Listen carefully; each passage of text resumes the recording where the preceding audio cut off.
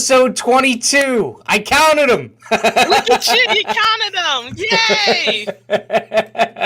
Episode 22. We almost got 24 in the can. This is awesome. Wow, that's awesome. That is like I don't know, one a week. That's 22 weeks. That's with one missed, I think, right? We missed one. I think so. Yeah. Technically 23 weeks, but 22 episodes. I think that's pretty good. We're on a pretty good pace here. For those of you who are not familiar, this is Sell Like a CPCU. I am Matt. This is Precious. We are a production of the CPCU Agents and Brokers Interest Group that's part of the CPCU Society. While you are here, please like, comment, subscribe, share, hit the notification bell, retweet. We do take questions and comments live, so if you would like to be part of the show, we are more than happy to include you. And we are here to give folks tips, tricks, hacks, and best practices as far as insurance sales, risk management, and making boku dollars in this fantastic insurance industry. That's the game. Yes, that is the game. Or at least, better enjoying your career and your life here in this industry. Relieving a little bit of the headaches that come along with this job. But so today we are talking about something that I'm not sure gets a lot of attention. Mm-hmm. It is something that a lot of brokers, especially when they first start an agency, think about, and then maybe less so, once or if you're a part of like a big established brokerage or agency. And it's this concept of co-brokering, right? Mm-hmm. So, collaborating, whether it's internally within your organization or in many cases with another, independent broker or agent or shop in order to write a piece of business. So what's been your experience, Precious, with co-brokering in this life or in your past professional lives? I would say I'm a channeling of past lives. Okay. Yeah. We've entered the seance portion of episode 22 and further. We're going to be talking about the afterlife. Anyway. Yep, that got really weird really early. Okay.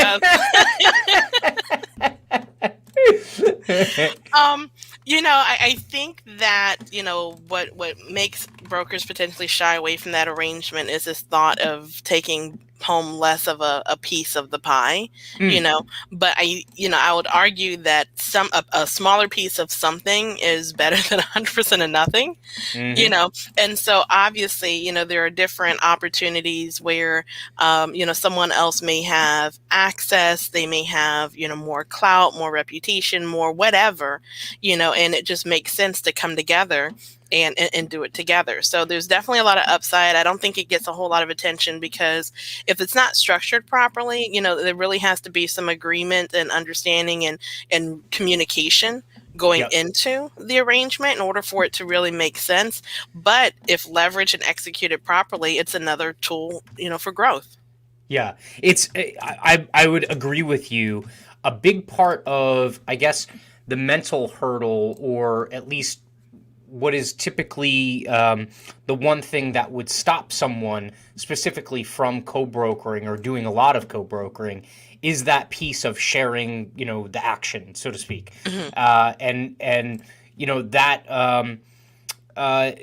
That always comes down to, we talk about a lot in previous episodes, like, what's the value proposition, right? Like, what's the trade-off? Exactly. Mm-hmm. And so in this case, that's a very big component of this. It's, what are you giving up? And we talked about it specifically when it came to, say, like, in-house, call and service centers at carriers or even private ones, right? Like, what are you giving up in terms of your compensation and what do you get from it? Are you actually getting freedom and, more time and less headache? Because if you do, then maybe you're willing to give up a little bit of a bigger piece. If you still have to deal with all of those things, then, what's the point? Or, maybe you're going to negotiate to take less of a piece off of the top.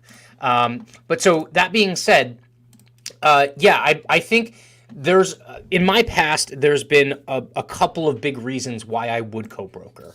And those reasons, they have to do with, and we can pick these apart as we go, but they have to do with, one, expertise, Hmm. right? So maybe I'm just not familiar with a particular type of risk.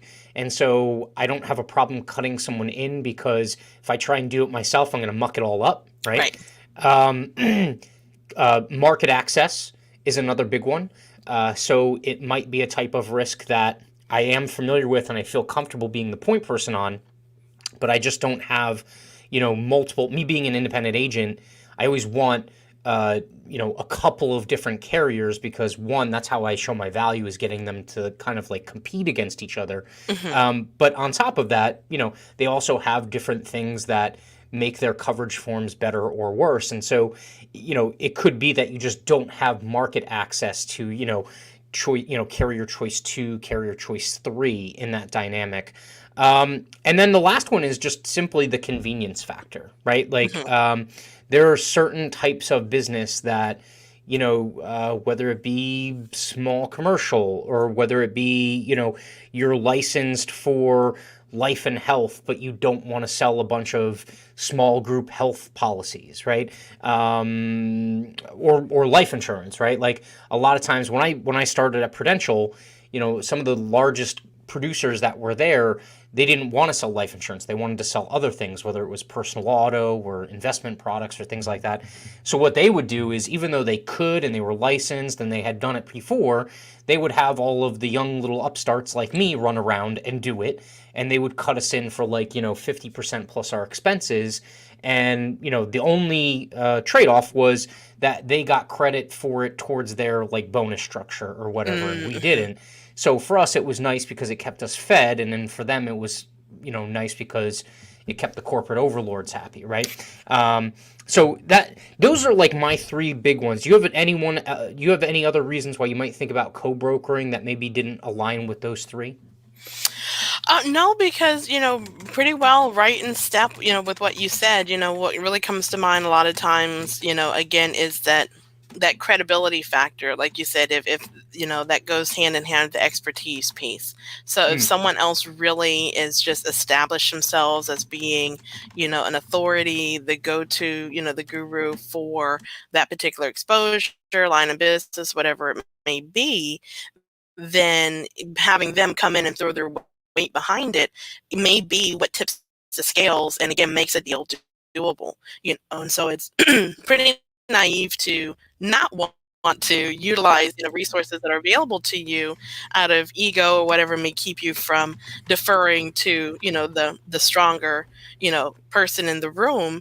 But again, if used properly, it can be a win-win. To your point, even in-house, it in the scenario that you just lined out, it counted towards their goals, but it still gave you some cash flow. You still got some revenue out of it, and yeah. so being able to collaborate because as you mentioned, they either didn't have the desire, didn't have the bandwidth, whatever the case was, to tackle it. And so you guys can come in together and still get, deals done. So that's really kind of the crux of, the primary motivation of going in with, another broker to get a deal closed.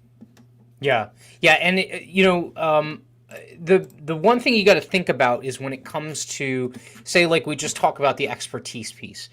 When you're talking about expertise, it's not just a function of which markets to go to and which supplemental apps to fill out, right? Like Hmm. that's the most basic piece of it. The more complicated risks, if you walk into them and you don't understand how to accurately, place and cover those risks, there could be certain nuances that will open you up to a gigantic E&O exposure. Hmm. And so, again, that cost benefit analysis is one, maybe you might not be able to get the business written in the first place, not knowing your elbow from a hole in the ground, or the other dynamic would be even if you did by chance like stumble into being able to write the risk and get it placed somewhere and things like that, if you don't structure the coverage program correctly, there Hmm. could be a gigantic risk to you personally or your agency if you just don't know, and this is the first one of these that you've ever done before. There's some exceptions where maybe there's someone who you look to as a mentor and they can like kind of walk you through it without actually co-brokering it with you. But in a lot of these cases, if you're used to doing, say, like me, doing public sector, and all of a sudden you're presented with a transportation risk, I'm 9 times out of 10, I'm not going to try and do that myself. I'm going to call you up and see if we can't work something out, or something like that, because the other dynamic is, if that person has an expertise that they're lending you, if they're not kind of like your direct mentor, they're going to want to get paid for their time, right? Yes. Like if they're teaching you, if they're kind of like leading you along and incurring a lot of the time and the expense that's associated with that account, they're going to want to get compensated. And so co-brokering is also a way to kind of keep them happy during that process, while teaching you something new, or about a new area of the world, so to speak. I mean, does that kind of like ring true to you? Is there something Oh, else yeah. that is there something else that kind of like factors in for you on that one? There's so many pieces of our industry. There's so many different facets, and there are a lot of products that are similar but not identical. Hmm. So, again, channeling, like I said, past lives and past experiences, understanding the difference between like garage keeper and garage liability, Hmm. understanding the differences, between commercial auto, just regular commercial auto, versus trucking and transportation. And Hmm. so they have the same feel, and from, just a very cursory, glance, they can look very similar, but it's all of those ins and outs, to your point, that open up exposures. And even if it's not an E&O exposure in terms of, experiencing a loss because of it, at minimum, you're still not giving the client the best value that they could get if they were working with someone who really knew how to ask all the right questions. Right. There's in my mind, especially, the underwriting background, we know that there's certain characteristics that are just typical for certain types of business that you place. You can Hmm. kind of, off the top of your head, you're like, okay, for work comp, what do you need? Well, I need class codes, I need payrolls, and so what that looks like, because you do it often enough. If Yeah. someone has been living in the inland marine world for the last, part of their career, they may not be able to recite rote and verse, what the different class codes are, minimum payrolls, X mods, all the things that we, have our hands in. And so Yeah. bringing in someone who can bring value, and then also being able to speak the lingo, goes a Hmm. lot further with certain types of customers. Yep. Certain types of customers, based on the questions that you ask, it's really a reflection and indicative of your familiarity with their world. Yep. Right. And it's like, oh, okay, so you understand that. So now I can talk shop.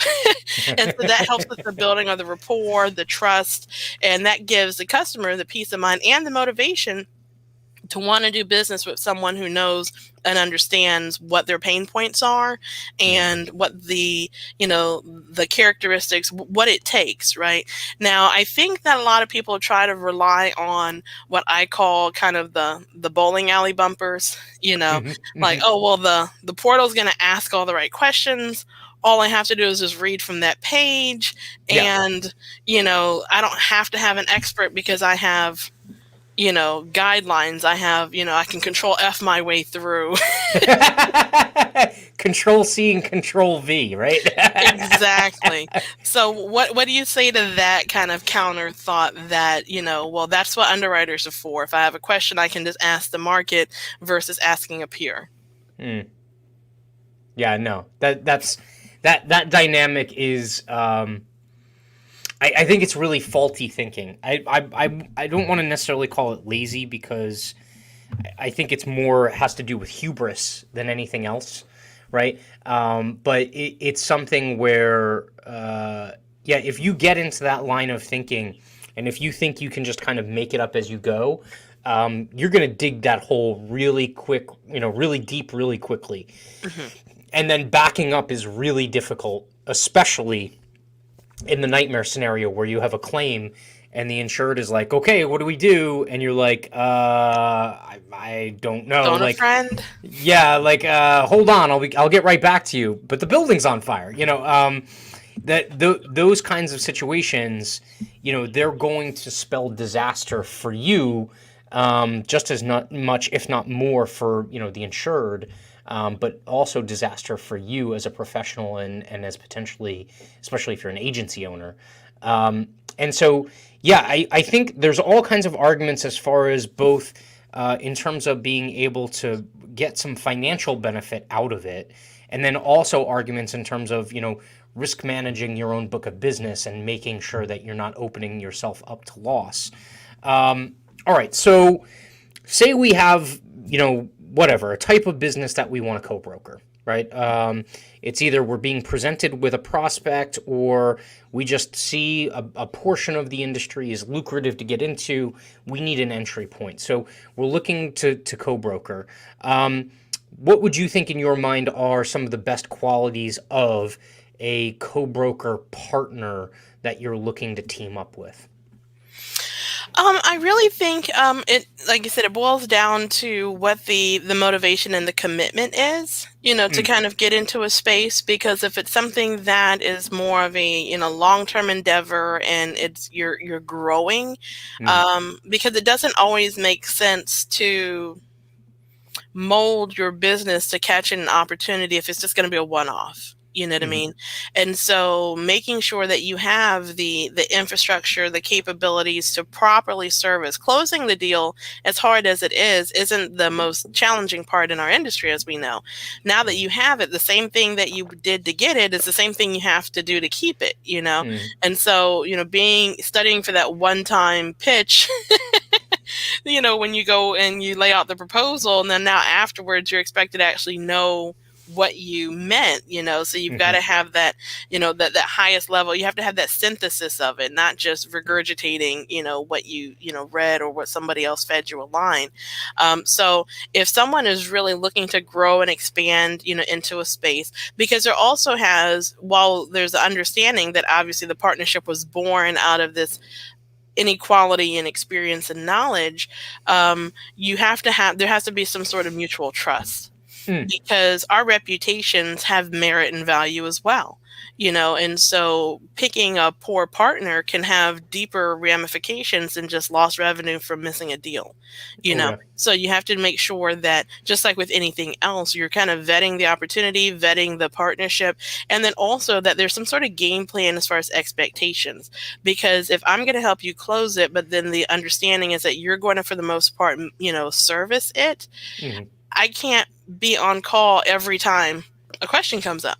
mm. So we have to kind of have an agreement up front about what, level of participation are both parties, going to have. Yeah, yeah. I would agree with that. That's something where there definitely needs to be an agreement up front. It's one of those things where if it's really tempting to just have a handshake, Hmm. and the problem with that is, again, this isn't like a single transaction. This Hmm. is partnering on a piece of business that could be there for 10 years. I mean, again, it's the one date versus marriage discussion, right? Like Yes. it's you could end up essentially being linked at the hip with this individual. Also in terms of claims, right? Like it's not just in terms Hmm. of the business and whether or not it gets written and how the commission gets split up and who does the servicing. Also, when there's a claim where the client alleges an E&O, who's on the hook? Both of you, who Oh did yeah. it, who was working on it. So all of that stuff's really important in terms of having something in writing that lays all of that out. I think the other angle, like you were talking about, was kind of like you should know who they are. Like you never like truly know someone like 100%, but you should at least like don't just go pick a name out of the phone book or something like that, right? Hmm. Like don't just Google who's a good agency and then say, hey, can we go broker on this? It should be something that you've had some prior, someone that you have prior information about, you've had prior dealings with, Hmm. that they're, upstanding and logical, and because there are tons of stories of brokers that have essentially let another fox into the henhouse, and then Yes. what happens is the broker that they co-brokered with essentially either found a loophole in the agreement or there was no agreement. They poached all the business, and then the other broker that initially started the relationship was like, what's going on here? And they're like, well, we could, so we did. you know. Right. And that aspect of it really means that you have to, like you said, you don't really have a lot of leverage. They have most of the leverage when it comes to co-brokering something that, specifically you can't necessarily write yourself on your lonesome. And so that dynamic has been really, I think, you know, that necessitates that there's a contract that outlines what the responsibilities of each party are going forward. I would also say that, you know, shop around. Like, here's the other thing that we always run into with, as brokers. It's always like an opportunity gets presented to us, and the insured is like, I need coverage in like 3 weeks, right? Like, Yes. and we've talked about this before. Like, you need to do a good job. You need enough time up front and things like that. And if you're always chasing these last minute kind of things, you're not going to do a good job. The Hmm. same thing applies with finding, a co-broker. It can't just be that this one-off piece of business comes to you out of nowhere, or just lands in your lap, and now you're scrambling to find a co-broker partner in order to do the business with. That's never going to end up well, or let me say, it's very rarely going to end up well. It's something where you need to kind of think this stuff out ahead of time and make sure. Look, if it's a larger agency that has a capability to write a bunch of different lines of coverage or a bunch of different industries that you don't currently do, that's fine. At least Hmm. have that conversation with them ahead of time and kind of lay out what it would look like if an opportunity comes about. But if you're Exactly. like cold calling brokers to be like, hey, I have a transport risk, would you co-broker this with me? It's never going to end up well, you know? Uh, And I think this whole, even the concept of working together, while it's not as commonplace in insurance sales, there's other industries where it's just understood, mm, especially when it comes to, procurement and folks that work with government, for example, and they know in order to win a bid, they've got to partner with someone who maybe has, again, more capacity than they do in terms of, the bandwidth. And so there's differences. And, I'm pulling this from, one of the, not seminars, but another podcast, that I follow as well, where mhm. they had, someone who was talking about the importance of, you know, positioning yourself and that making yourself qualified for certain types of work. And Yeah. so the difference between a full on joint venture where you're saying, there's a company, a formal agreement that, we've basically come together, not quite a merger, Mhm. but, we're working together, in tandem versus individual projects that you collaborate on. So Yeah. outside of this, the scope of our connection is really in respects to this particular account, this particular, opportunity. But other than that, you still chase your rainbows, I chase mine, So, it's okay to have, to your point, different partners and to vet them ahead of time so that Mhm. you kind of consider them almost like expansion base. Like, Yeah. I'll tap into this on a as needed basis. There's no minimum, requirement that we do X amount of business on an ongoing basis, and so those are things to consider when carving out what does this relationship look like, Yeah. and then going into it, and then also, giving some attention to the exit strategy.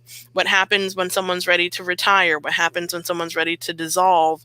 Mhm. Is there going to be some sort of buyout agreement to release the other person at some point? Do you cancel and rewrite it all together? Yeah. Once the account is in house, if the account is rounded out and continues to grow, who gets a piece of that?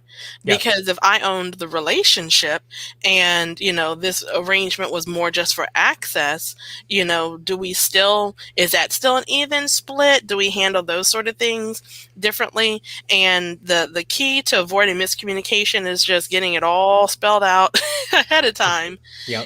so that you're not in court arguing these points later when you left it up in the air. Because we always assume that we're always going to get along and everyone's always going to hold the end of the bargain.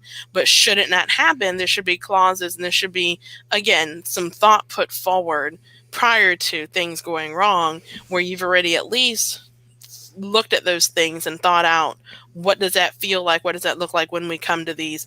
Because I tell you what, that's one of the hardest things about any sort of partnership, especially in the event of something unexpected. Goodness forbid Mhm. someone, passes away or becomes incapacitated. Do I want to, you know, automatically be in business with their spouse, with their next of kin? Mhm. Or do we want to have some sort of key man agreement or something that, basically, buy sell or something where, I have the option of how I want to proceed after this particular arrangement no Yep. longer applies. Yeah.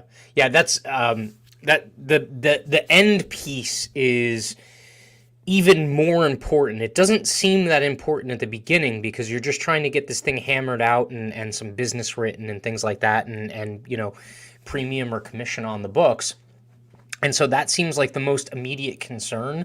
But to your point, that's actually the what the relationship looks like at the end is way more important than what it looks like at the beginning, because the end is where, I mean, everyone knows how, well, not everyone, but a lot of families understand that, like, when you go through an estate closing and things like that, right? Like, people who supposedly are your blood and are supposed to love you will, they'd kill you for a Kit Kat. Like, it didn't matter, like, right? Like, they would throw you in front of a bus if it meant that they got a bigger percentage on the estate, Yeah. right? The same thing goes in business, right?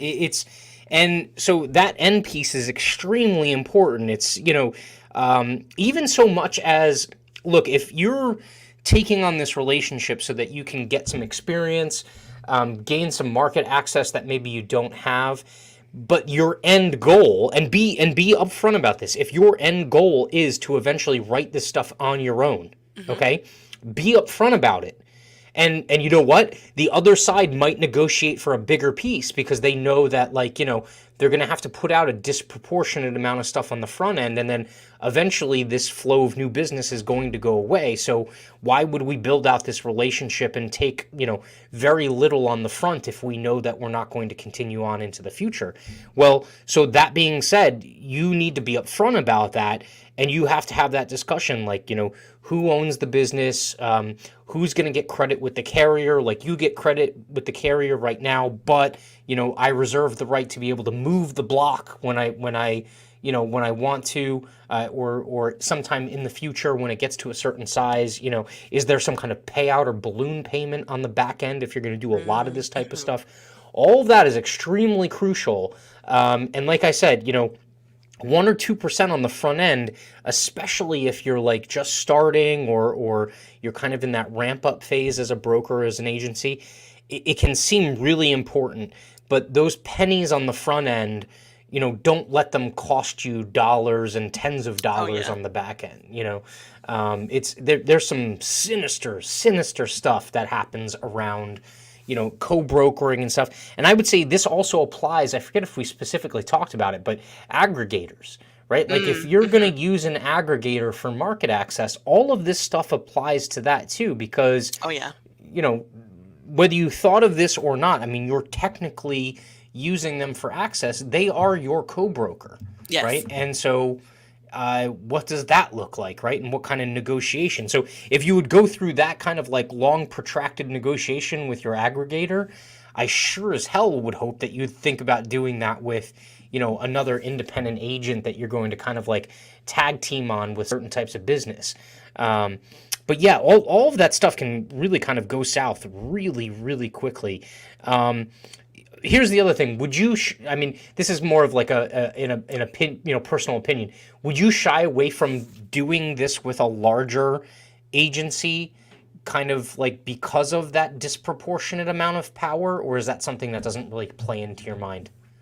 No, I think that when it comes to, business relationships, that there's a degree of bartering that Hmm. happens. And so, oftentimes, revenue versus experience and exposure.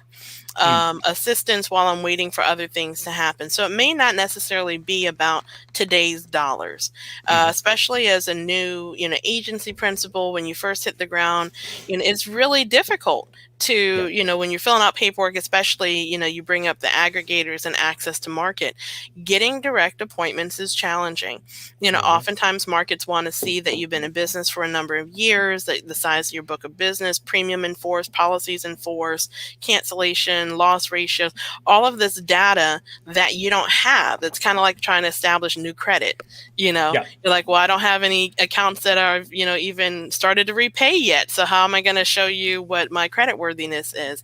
And so some of these things, if it's part of a longer strategy, this is the ramp up, this is the learning curve, this is the growth process, then you sometimes do have to take, short-term sacrifices, because that this won't be the case always. You just need that today until you are in a different position when it comes to, expanding, purchasing different things from an infrastructure standpoint. But on the flip side, I think there's that hesitation that sometimes people experience, like, why would I prepare you to eventually be my competition? Right. So that comes up too sometimes. Now, I would argue first and foremost that this industry is large enough for all of us. True. And that even though you may be the guru, the go-to, I guarantee you do not have a monopoly on what you do. And so the reality of it is, I would rather have there be some friendly competition, that I know that there's other capable, brokers who are operating in this space, because, the labor is plenty, there's a lot of stuff out here, versus leaving people to fend for themselves and deal with, like, some of the unscrupulous things that exist. So it's a win-win for the industry whenever you have people who are more capable, more confident, doing the work that we do. So for, the hesitation of, well, if I give them all of my trade secrets, am I going to be out of a job, or am I going to be out of prospects? And I've yet to encounter a situation where I've lost by giving, because the exchange ought to be something else, right? So maybe they don't really know the ins and outs of my vertical, but I'm also simultaneously learning from them, when it comes to, an area that I'm not familiar in. Or maybe, to your point, with these larger organizations, there may be some kind of reputational rub off that can happen, where I'm able to, my bragging point later is, hey, I had this strategic partnership with XYZ, and that might be, the beneficial, piece to the interaction for me. So no, I wouldn't necessarily shy away from an organization because it feels like they can outrun you if you're on the track together, because, iron sharpens iron. We're all out here trying to do the same thing. Yeah. It gives me a little bit of pause. I'm usually a very, like, positive person. I'll talk to anyone. I'm very social, and in professional settings or personal settings. But so the one thing that gives me pause is, like, larger organizations, like the behemoth kind of, like, agencies and brokerages that are out there. I mean, they essentially have limitless legal resources, right? Like, and so if they want to just freeze you out to make a point. And your little $5, $10, $20, $50,000 of commission means nothing to them in the long term. But if they want to squash you like an ant in order to, like, set a precedent or send a message, they can do that if they so choose. So I'm giving pause. I wouldn't say blanket no, but I would probably be a little bit more skeptical of that power dynamic, if the contrast is that stark. Right, where that kind of runs into also a really potential good thing is also as a prelude to, like, an acquisition. So if you look at your exit point, or your eventual goal is to, like, build up in an agency and then be acquired by one of these types of shops, that can be a good strategic move where, you're partnering with them on certain pieces of business that they can make money on in the short term. And it's kind of like, this, it's the courting part of the relationship where, both of you are figuring out whether or not you're going to make good on your promises and behave according to what you're basically saying this relationship looks like. And that can be that prelude to an acquisition, or them bringing your operation in-house or something like that. So I have seen a lot of situations. Let's see. One of them it wasn't in the P&C world. It was in the accident and health world. There was a number of, and actually, it is happening in the P&C world a lot now too, because of how many of these organizations that used to be generalist are now bringing in these very kind of, like, targeted programs, right? Hmm. So there were some shops that, there's one down in South Jersey, and all they did was accident and health. It was like Hmm. recreation departments, it was summer camps, it was like, karate dojos and studios and stuff like that. And what they did was, eventually, at the beginning, what they were doing was acting as a typical kind of like wholesaler MGA, MGU. And then eventually they ended up striking up a relationship with AIG. And so AIG became their primary carrier that they were writing with.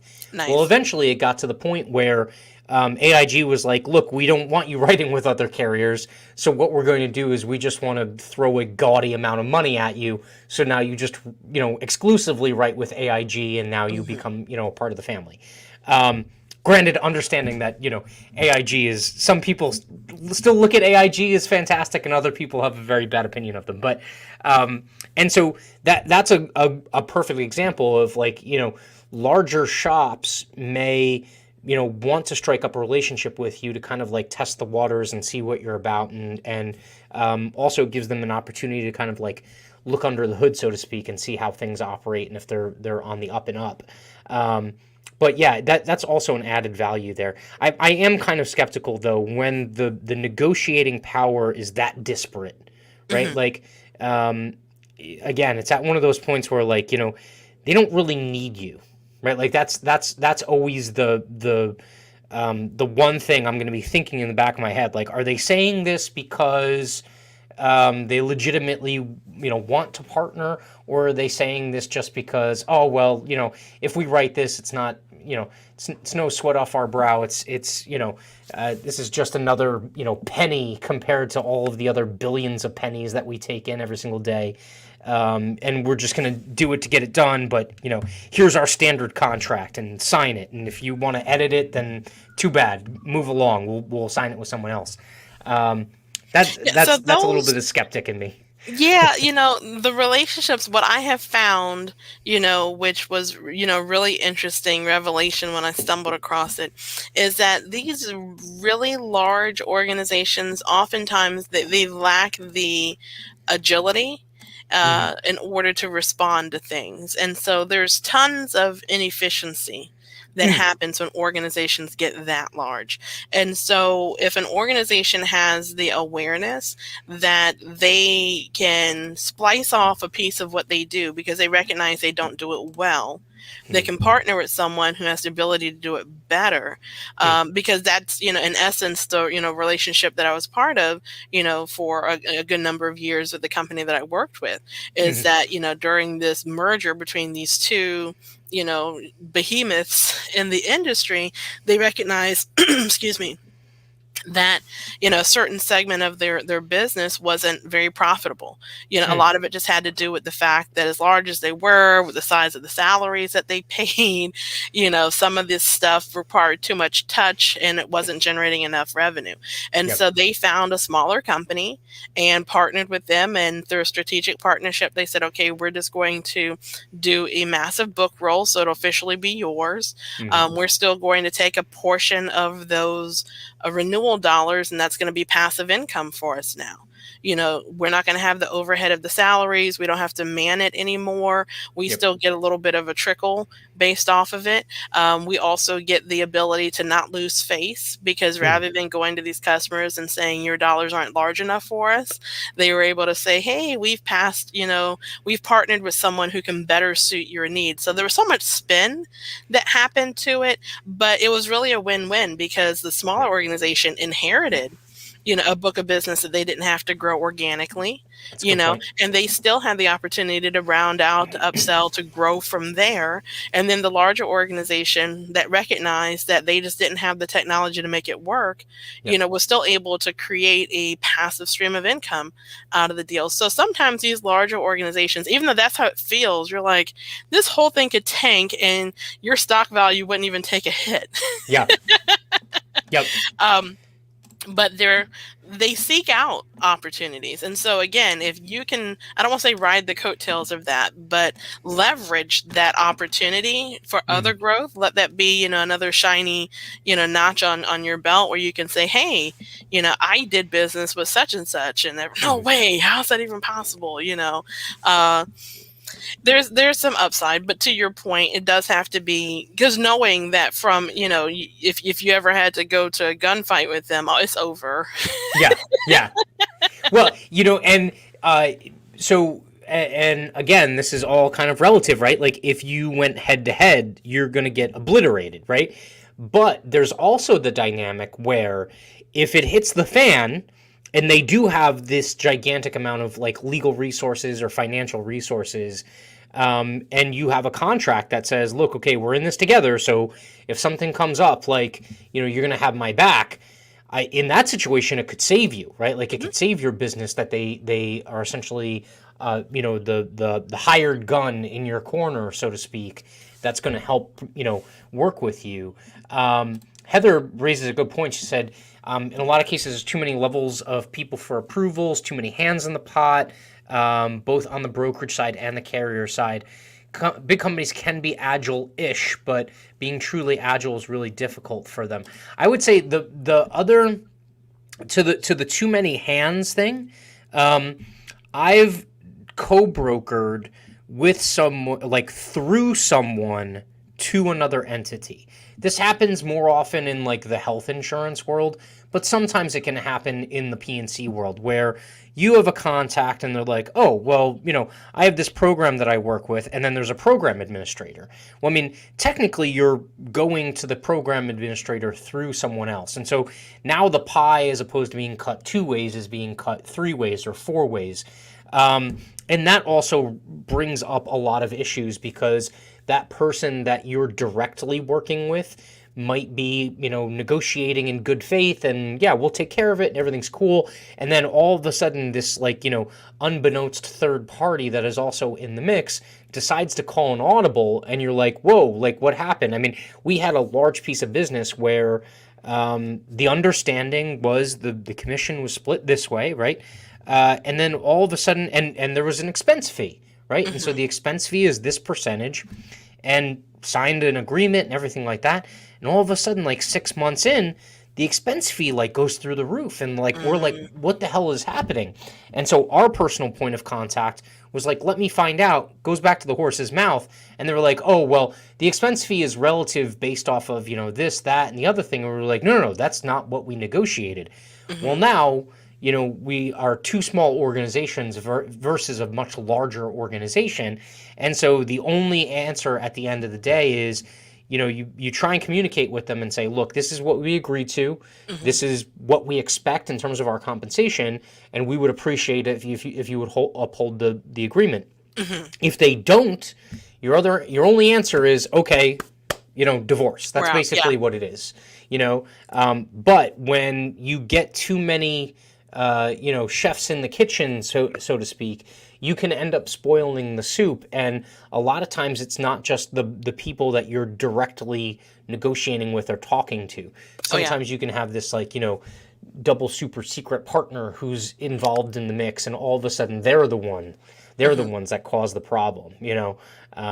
It's almost like in the beginning, the first question needs to be like, look, is everyone in the room, right? Like, is everyone we're working with in the room? Is there anyone else we need to get in this call? Yes, exactly. I've been part of arrangements. You talk the different programs, and for example, there's a larger entity, there's a larger insured, and so okay, here's another real life example.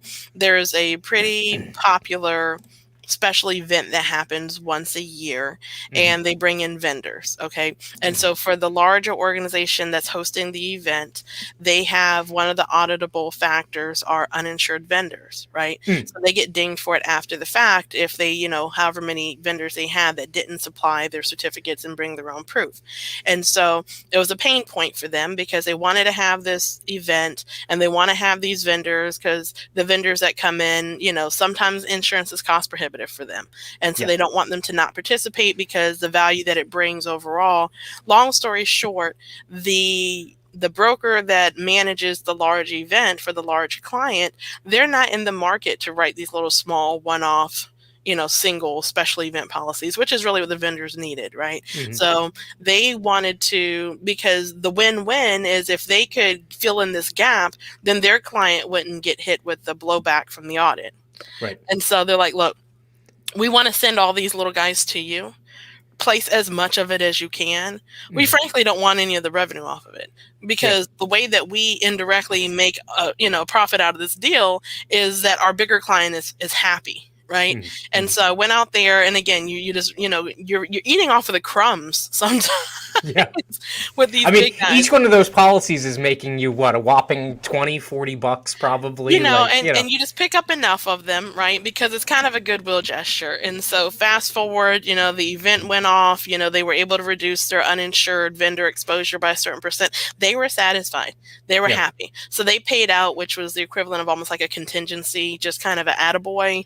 Mhm. You were able to make enough of a dent in it. So we're going to give you this other piece, right? So Yeah. then fast forward, a similar situation where they had, these buildings, and they realized that there were exposures, things that were happening inside the building. Same thing. So sometimes the way that you position yourself is where you can kind of come in and you can provide the coverage and the service, which Mhm. is a pain in the butt for the larger client, for the larger broker who doesn't even meddle with small commercial. Yeah. So they Yep. need a solution. They may have attempted to just tell these one-offs that, hey, you guys need to go find insurance, but sometimes, especially in the small commercial world, Matt, they don't even know where to go. Yeah. They'll go to their personal lines provider who doesn't offer it. They'll try to get an endorsement that's not sufficient. And so I used to hear that a lot when someone would finally, when we would connect, they're like, man, thanks for calling me back. I Yeah. just get bounced around because I'm too small potatoes. No one gives me the time of day. But if you have where they're being directed to you, Mhm. where someone can even put you just in part of a packet that says, hey, by the way, you're going to need XYZ. Check out these people, to get that. I used to Yeah. insure one of these commercial kitchens that you rent by the hour. Mhm. And that was one of their packets to register. You had to have proof that you'd done like the food handling class, proof of GL. And they're like, oh, by the way, if you don't already have your GL, here's an email address. And that's all it was. They just dropped an email. But like Yep. clockwork, I used to get requests that would just come in and say, hey, they told me to reach out to you. It wasn't a lot, Mhm. but it was constant. It was consistent. Yeah. Yep. So the opportunities and partnerships and co-brokering, you can get really creative with some Yeah. of this stuff. Where at the end of the day, it might not even be cutting into that one commission check. They may have some greater good they're looking to leverage out of it. Yeah. And to your point, if it's consistent and there's volume, that's also something that you can now engage those technology tools to automate a good portion of that process where, whether it's like a web form or something like that, where, Hmm. the larger insured or entity is essentially saying, right, go to this website, fill out these 10 pieces of information or whatever. Someone will contact you with a quote, and we can get this taken care of very quickly. That kind of stuff makes it so much easier because, Oh yeah, again, if you're one of those little fish who's getting the leftovers from the shark, right? Like the easier it is for you to capitalize on those things without also it becoming your. That's the other thing. Don't let that become your daily grind if right. that's not what you want all the time. If Hmm. it's there just to fill in the gaps, or every so often you have a couple of days where it's high volume because they have an event, and then it's nothing for a while, that's fine. You can schedule around that. But, don't become someone else's employee Yes. because you think you have this great like co-broker arrangement with this larger broker. And so that's the other thing, is like, don't be afraid to speak up for yourself, especially if you're hurting as far as like the resources that are associated with it or the man hours or anything like that. All right, I'm trying to think of, there was a couple other things like floating around in my head just in terms of like, when not to pick a co-broker, or like what the danger signs are, right? I think the biggest one is just social proof, right? Agreed. If you're good, like, look, as a broker in a particular area or within the industry, you should be networking, Hmm. and you should be asking questions not just of who you're potentially going to work with, but of the other people, and try and get a consensus and be like, look, XYZ shop, I'm looking to try and tap them to, allow me to write more of this type of business. What's your experience been with them? Or what's Yes. like, the industry opinion of them? Because a lot of times, like, especially like brokers will be unabashedly truthful. We aren't to our clients. Well, some of us are. Most of us to our clients are not unabashedly truthful about other brokers because Yes, there's like this gentleman's agreement where you don't trash the other broker because you don't want them absolutely. trashing you, Yes. because then as an entire industry we fall apart and no one trusts us. I Hmm. mean, half of people don't trust us now, but but when you ask them as another broker within the area, I mean, like, they all love the gossip. I mean, every single one of them is what's the sexist trope, like, house stay-at-home moms like love to gossip, like brokers, especially agency principals, love to gossip about each other, right? Get some social proof, like find out what is the word on the street, right? Like, do they not pay? Are they late to pay? Will they steal your business if you're not looking? All of those things other brokers pretty much know, Do they have and high turnover? Do yeah. they, clients as well as staffing? There's red flags, I think that goes for any negotiation. Are they overly eager to get this done?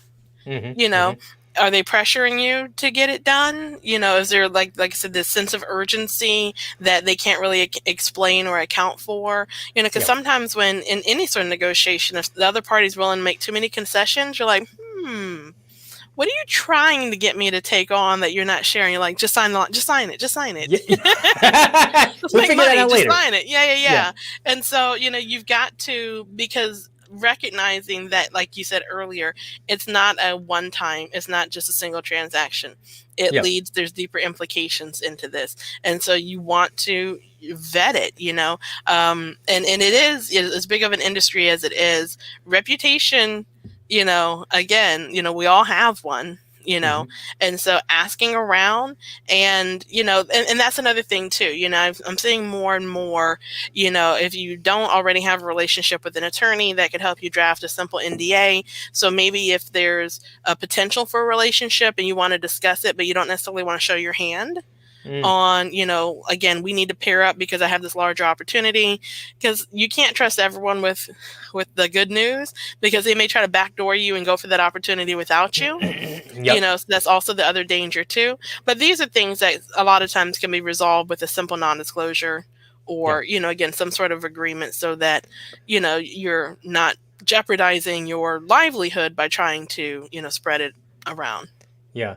No, and in line with the gossip thing, there is also an inherent bureaucracy associated with, a pecking order, if you will, within the broker community as well. And so, to your point, if you're not protecting yourself with an NDA, they will, one, they could backdoor you and try and take your business. The other one is, if you are like trying to come up with something new and essentially, take market share from another competitor that's out there, and you're looking for, a third broker to give you capacity or market access or whatever, if you don't have them sign that thing, if they're close with the other competitor, like, that's their first call. Like, did Oh you know yeah. what Matt's trying to do? Like, he's trying to take food out of your kids' mouths. You better do something Oh about that. yeah. That is also something you have to remember. Is like, yes, you want to be open and good faith and networking and talking and stuff like that, but at the same time, you have to be prudent. Like, you can't just like air everything out there and expect everyone to just kind of let it be, or allow you to outcompete someone if you're not kind of like protecting that special sauce, so to speak. Like, Oh yeah. that's always a big consideration. Yeah, no, there's tons of drama associated with, not to mention the fact that the other dynamic is when producers move agencies, Hmm. right? And so, you might have a producer that and this speaks to like the dissolving of the relationship thing. If that producer has written a bunch of this co-brokered stuff, and then all of a sudden, the agency that you're co-brokering with is like, oh, you know what? We'll just cut out the middleman and hire John, right? Like, Hmm. why cut someone in for this when we could just have the guy who's actually writing most of this stuff bring it in house and make it part of his book? Um, are they allowed to do that? Well, Right.